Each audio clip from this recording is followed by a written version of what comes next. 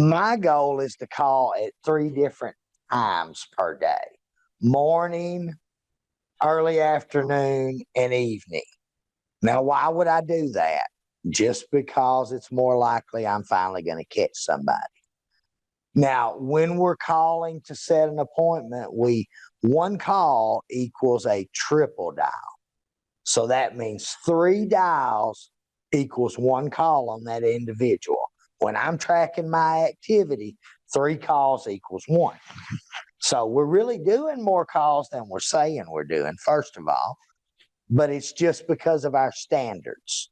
And while we're calling, we also want to make notes of we're not getting them, we are getting them, because again, just like door knocking, we're doing a little bit of investigation. We're trying to figure out when it's most likely that Miss Jones is going to be at home. And you can work it in with your door knocks. If you get time during the day, pull over and start your mobile office up and start dialing. A couple of things. Anybody unfamiliar with the term triple dial? Okay, let me go over that because I want to be very clear, because this is, again, one of these non-negotiable things you have to do. What did we talk about earlier? Very hard to get somebody to pick the phone up. I know if I get a phone call to my phone and it's unrecognized, I'm probably just like same thing with you guys. You don't answer it, right? That's just the norm. The thing is, that's going to happen to you. Now you're in the driver's seat of trying to set an appointment, right? So the best way to rectify that is by calling again and again and again if the client doesn't happen to pick up on that first attempt. Now, how long do you wait between attempts? Seconds. You call them, you reach their voicemail, you don't leave a voicemail. You want to keep that curiosity factor going, and then you call them right back. Now, in marketing and sales, we call this a pattern interrupt, right?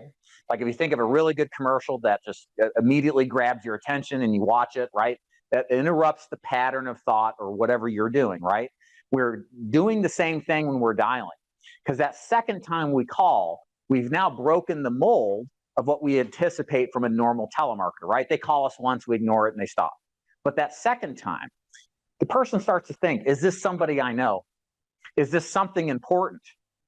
And some people will still ignore it. But that third time, they start thinking things like, what if this is my grandson and he's in a wreck? What if there's something bad that's happening?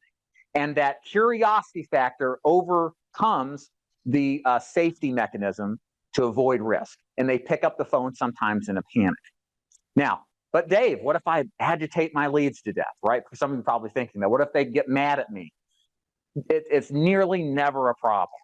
You just go through the script we're about to go through, and you'll find that they tone down. 99% of them, some people are flipping it, but 99% of them tone down, they relax, and they follow your lead, because that's what a good script does, is it takes control and guides that person to an outcome.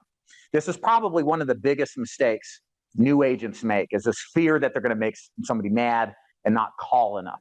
You have to triple dial. You will not get nearly as good of results if you do not triple dial. Again, this is a non-negotiable in my mind, fundamental reality anytime you pick up the phone and dial. Any questions on that? And want to add anything to that? No, just 1 equals 3. Yeah. That's all we got to remember. A couple other things too. I think it's a smart idea. Agents will ask me, should I have multiple phone numbers? Yeah. Should my phone number be local? To some extent, I think the locality of where the phone number is, it may or may not matter. You may have to test that and see. I don't think we really saw much of a difference with that. Rotating numbers definitely is important, I believe, because what'll happen on the cell phone end is that if you make so many phone calls, they're going to start registering you as spam likely. And if you can rotate between different numbers, you can reduce that incidence of that happening.